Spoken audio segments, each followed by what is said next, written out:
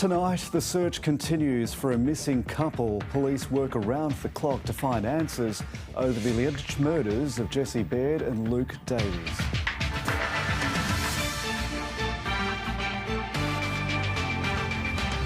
A security guard dies after allegedly being hit by a patron at a pub in Sydney's south. The state's police commissioner apologises to the families of gay hate crime victims. The government review proposes a radical reshaping of university funding, and another big win for Donald Trump in the race to decide the Republican Party's candidate for president.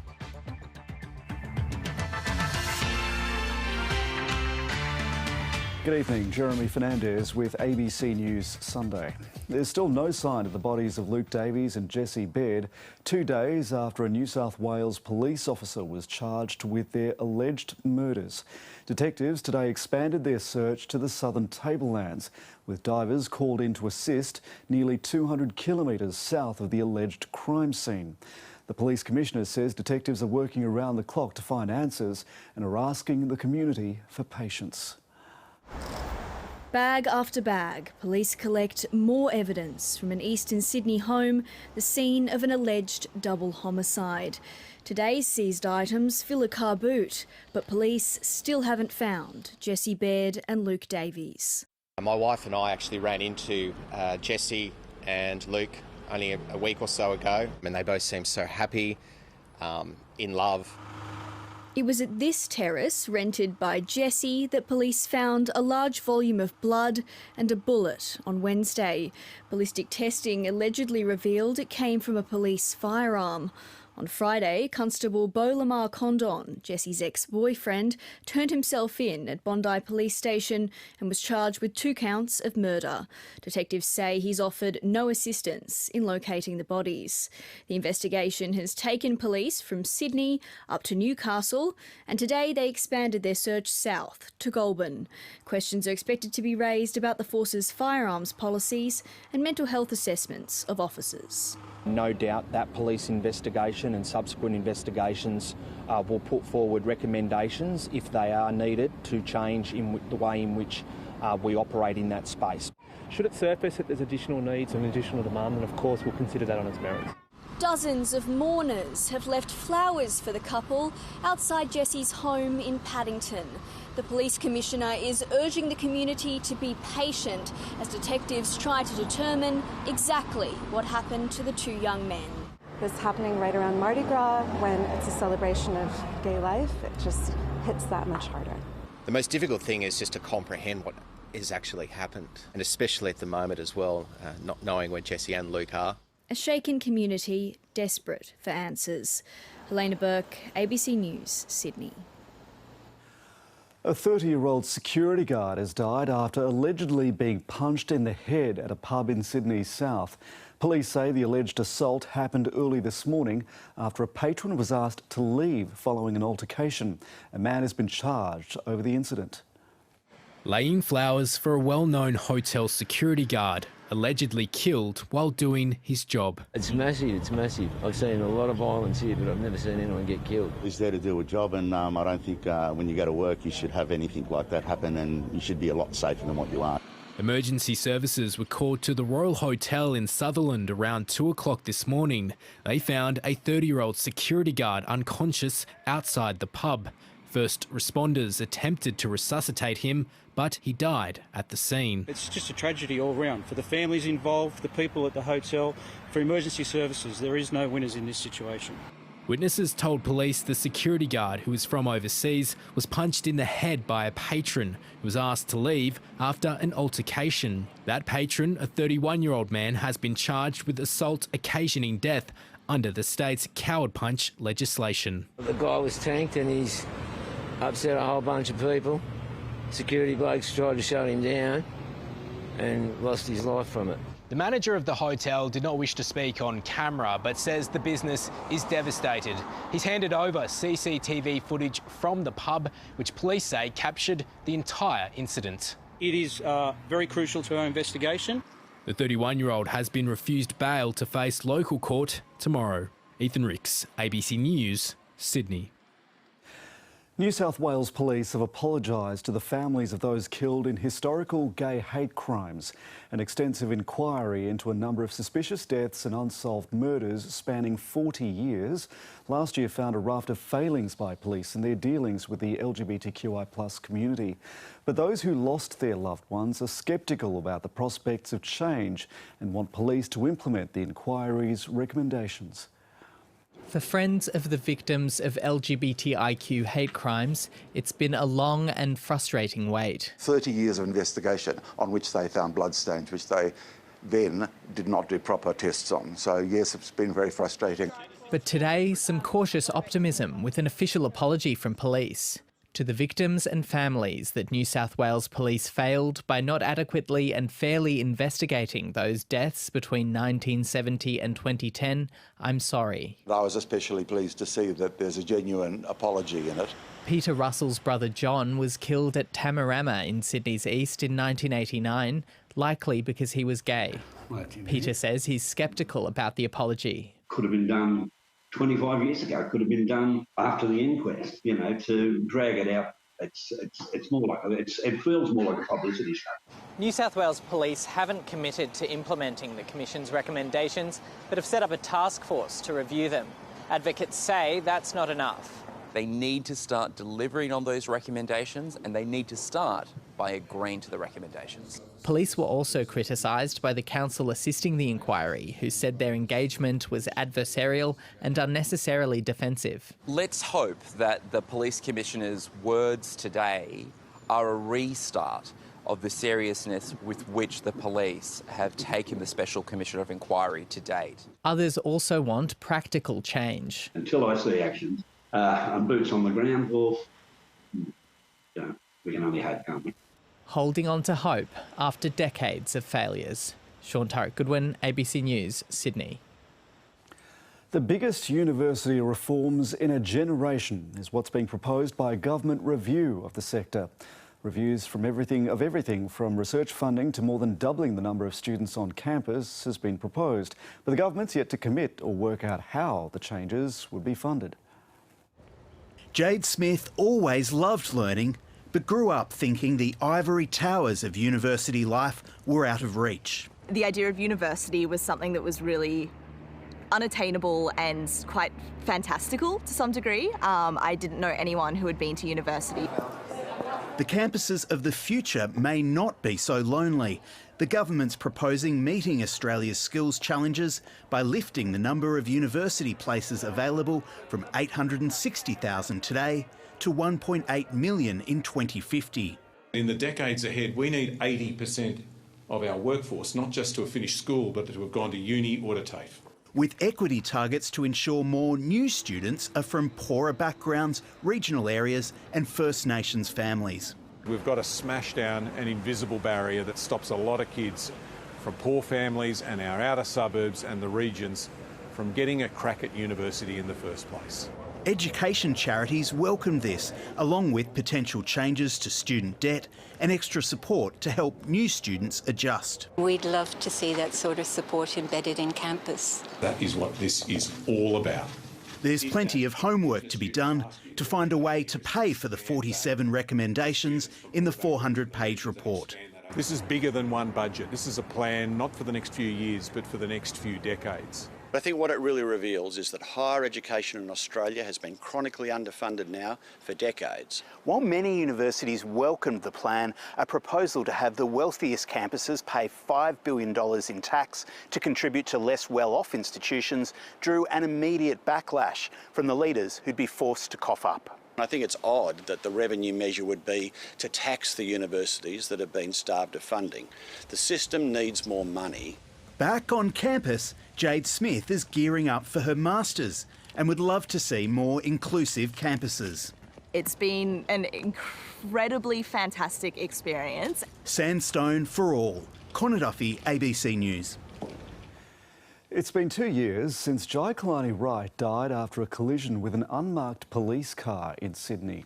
A New South Wales police officer has been charged in connection with his death, but his family still has questions about what happened on the day of the incident. Indigenous Affairs reporter Tani Jash has the story, and a warning to Aboriginal and Torres Strait Islander viewers. The following story does contain images and audio of people who've died. A sporty and witty 16-year-old, Jai knew just how to lighten the mood. I'm Jai. I'm 15 years old. I'm a proud Dunghutti boy. When you've got a family, it's made up of like little bits, you know. We're missing the fun part. In 2022, Jai died after an unmarked police car collided with a stolen trail bike he was riding. Your gut drops straight away, like he'd been in an accident. But I think as a parent, you kind of go, oh, this is a little bit different. Jai was in an induced coma and died from critical injuries the next day. That 24 hours or so that we got to spend with him, like, that was invaluable. On the anniversary of the incident, a New South Wales police officer was charged with negligent driving occasioning death and dangerous driving occasioning death. I did feel a little bit better, like there was some kind of progress, but it was short-lasted. For 2 years, the family has wanted to know more details about the crash. It's just not meant to happen. You're meant to die before your children. In January, the New South Wales coroner suspended the inquest and referred the case to be considered for criminal charges. The Aboriginal Legal Service says they will continue to support the family. Just another step in that process towards hopefully getting justice for what happened to Jai. 560 First Nations people have died either in custody or while being pursued since the Royal Commission into Aboriginal Deaths in Custody. Of those who have died, 33 were under the age of 18. Nothing that's going to happen in this process is ever going to make us feel like happy at the end, because the only thing that would do that would be to have Jai back. The police union declined to provide a statement, and the police officer will face court in March. Tani Jash, ABC News. US and British forces have carried out airstrikes on more than a dozen positions held by Houthi rebels in Yemen. The Pentagon says the strikes are directed at underground weapons, missile storage facilities and air defence systems. It's the latest round of fighting against the Iranian-backed Houthi group, which continues to attack ships in the Red Sea in support of Palestinians in Gaza. Almost daily strikes by the US alone have so far failed to halt the attacks, which are disrupting global supply chains. Donald Trump is marching towards the Republican nomination for president after a resounding win in his party's fourth nomination contest, this time in the state of South Carolina. The result was declared just minutes after the polls closed. His challenger, Nikki Haley, is promising to stay in the race, but looks unlikely to stop Mr. Trump from securing the nomination. Please welcome the next president of the United States. Notching up another victory. This was a little sooner than we anticipated. It was an even bigger win than we anticipated. Voters in South Carolina apparently undaunted by the slew of criminal charges the former president is facing. I know where Donald Trump took us in the last 4 years of his term and decided to go back that direction. So.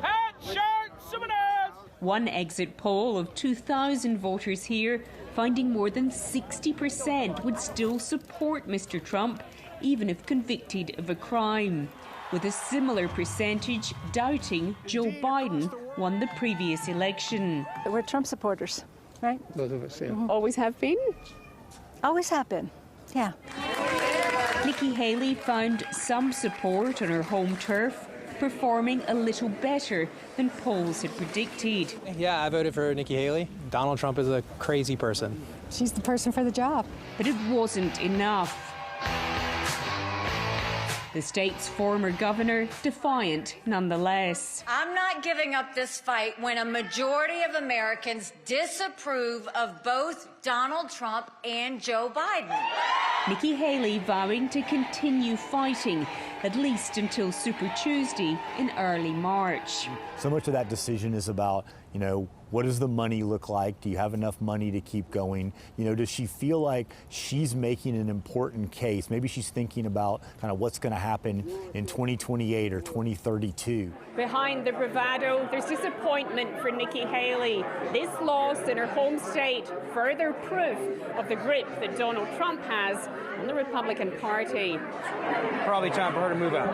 I think it's time for the party to unite. Nikki Haley has done just enough here to fight on a little longer. We love you all. God bless you all.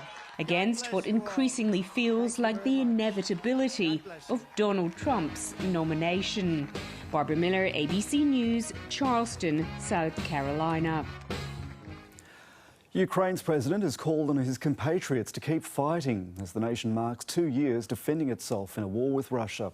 World leaders, soldiers and civilians have been paying their respects to the fallen on this anniversary as Ukrainian troops look ahead to another tough year on the front lines. Bullets are flying, smoke grenades are going off. Ukrainian troops are on the move and the enemy is close by. But today, this is only a training exercise. These soldiers are finishing a 6-week course in the UK. Now I'm training here, but from the first days of full-scale invasion, I was on the front line.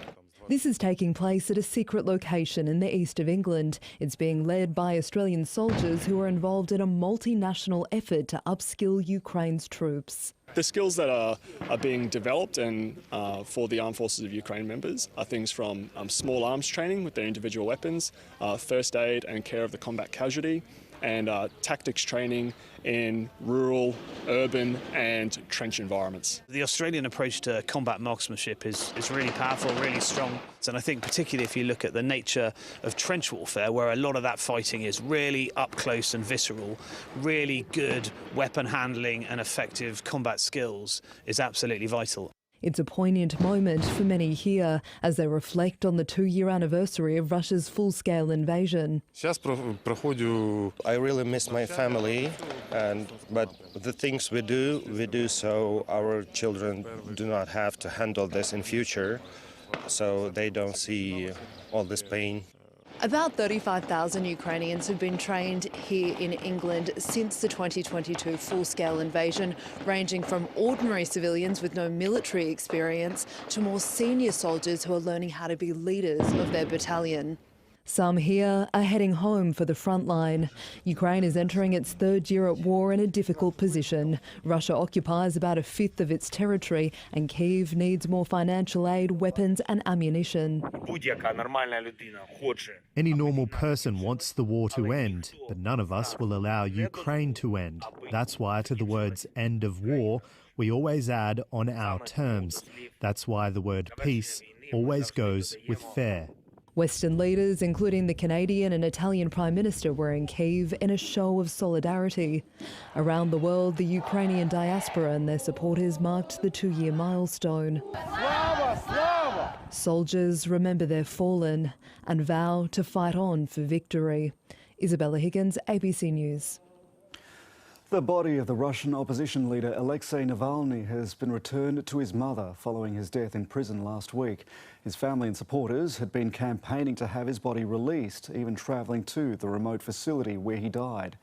A spokesperson for Mr Navalny says it's not yet known whether authorities will allow a funeral to be held. People are continuing to lay flowers at memorials.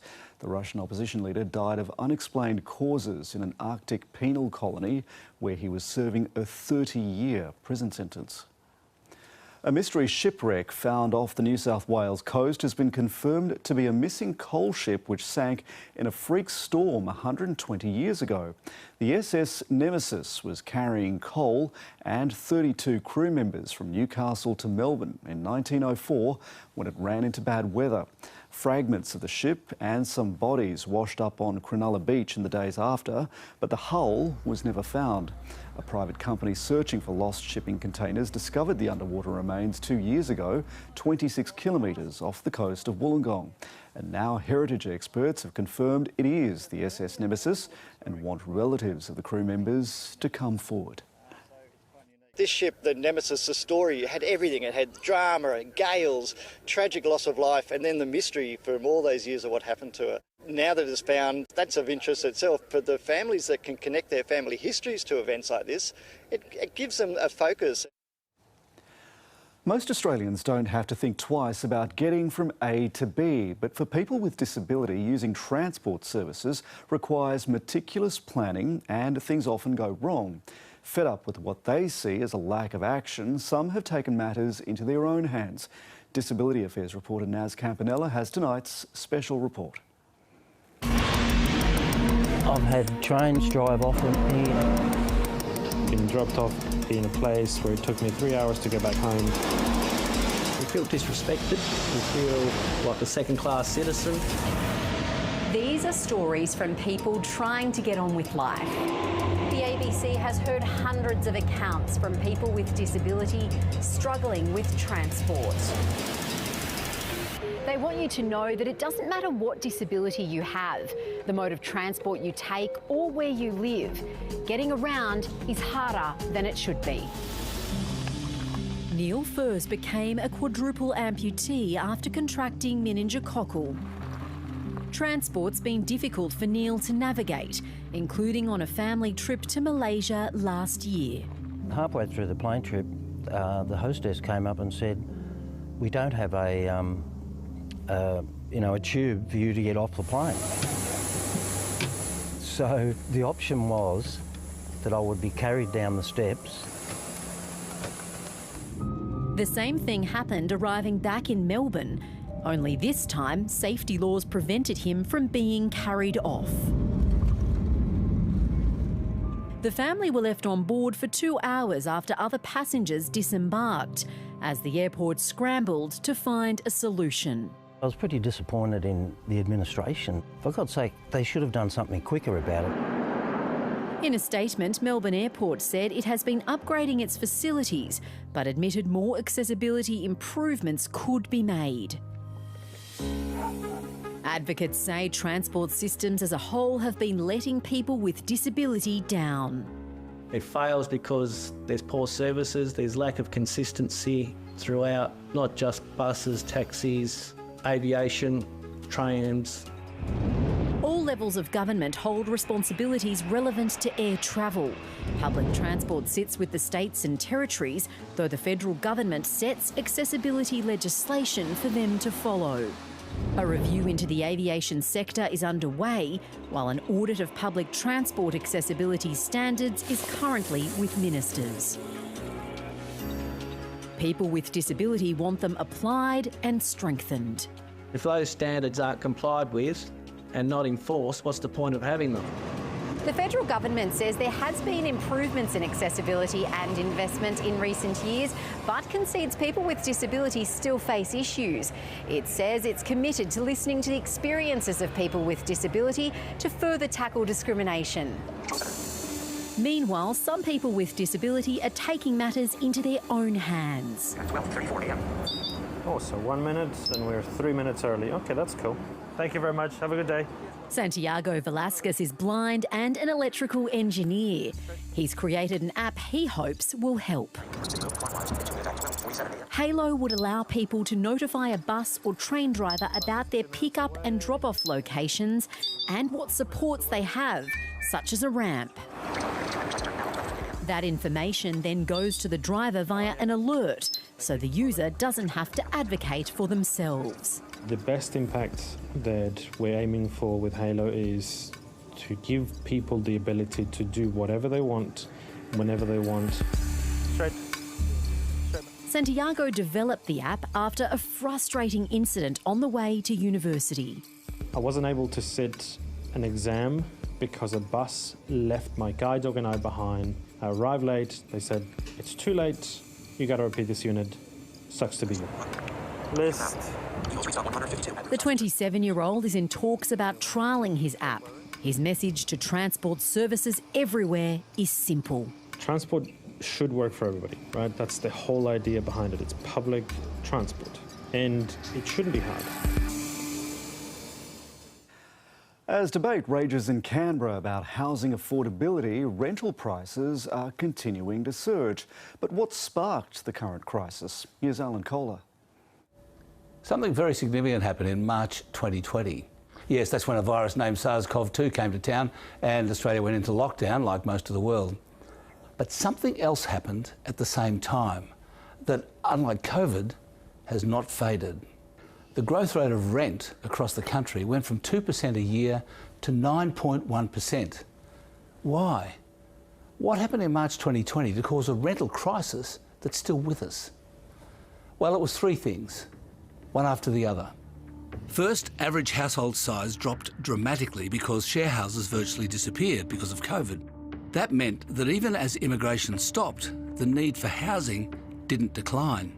Flatmates.com reports that share housing is bouncing back, with an 11.2% lift in membership in the past month. So maybe that will take some pressure off this year. Second, immigration then bounced back dramatically to be double what it was before the pandemic. And third, when interest rates started shooting skywards in 2022, property investors bailed out. That is, negative gearing, deducting mounting losses against other taxable income, wasn't enough to keep them in the game. The result was that the national rental vacancy rate collapsed in March 2020 and didn't recover. And while the national increase in rents last year was 9%, that's just an average. Some suburbs saw truly horrendous increases. The top 4 suburbs in Australia increased by over 50%. The thing about rent is that it's not what economists call discretionary spending. If you don't pay the rent, you're homeless. Australia has beaten New Zealand by 27 runs in a rain-interrupted game in Auckland to complete a clean sweep of the men's T20 series. Travis Head made 33 as Australia posted 118 off 10.4 overs. New Zealand was chasing a revised victory target of 126 but could only manage 3 for 98. Australia won the series 3-0 and will now prepare for the first test, which starts on Thursday. It's a bit of a strange game with the rain, off and on, so we knew, the aggressive way is the way we want to play, especially T20, and sort of make the most of the shorter boundaries here, so it was a good day. New South Wales has had a 5-wicket defeat against Western Australia in the One Day Cup final in Sydney. The Blues were put into bat and seemed to be on track for a competitive total, but they lost their final 7 wickets for 38 runs to be bowled out for 169. Ollie Davies made 51 and Moses Enriquez added 32. Joel Paris was the pick of the bowlers, taking 4 for 21. WA's chase started shakily, slipping to 3 for 30 before Josh Philippe and Hilton Cartwright steadied the ship. Cartwright hitting a massive 6 to win the game as he made an unbeaten 73 to be named Player of the Match. Australian Jordan Thompson has won the Los Cabos Open in Mexico to claim his first ATP title. The 29-year-old upset the world number 12 Casper Ruud 6-3, 7-6. The victory will see Thompson rise to a career-high ranking of number 32. Let's take a look at the weather now. As expected, Sydney enjoyed some classic summer weather as we enter the last week of the season. Mostly sunny today with tops in the high 20s, touching 30 in Penrith and Bankstown. With clouds spanning much of the state's northern, coastal and adjacent districts, overnight temperatures were relatively elevated, and that brought a few scattered showers to the region. Elsewhere, it was a cool night under clearer skies, and tops throughout came in close to average. Tonight, we've still got showers and thunderstorms in the northeast under a stalled trough. Skies are still clear in most of the remainder. The showers will push offshore and most of the state is likely to be dry next week, with a slight possibility of light showers lingering, especially near the coast. This is the bigger picture for the major centres. Brisbane and Melbourne may get a shower or two. Canberra can expect a mostly sunny day and it'll be overcast in Hobart, Adelaide and Perth. Back home, it'll be a partly cloudy day in the northeast tomorrow and there's a slight chance of some isolated showers. In the southeast, it'll also be partly cloudy with showers developing along the coast and ranges during the afternoon and evening. Showers likely about the central tablelands. It'll be dry and mostly sunny in the state's west. Winds will generally be south to southeasterly, freshening along the southern coast and western slopes. It'll stay clear in Sydney tonight, then mostly sunny tomorrow morning, leading to a medium chance of light showers by the evening. The sun will rise at 6:38 a.m. Showers become more likely in Sydney on Tuesday, but any falls are likely to be very light and confined to the morning, clearing to sunny and warm days on Wednesday and Thursday. By next weekend, the skies turn cloudy again with a potential for some light showers. And that is the latest from ABC News Sunday. From all of us, thanks for your company. Enjoy your evening.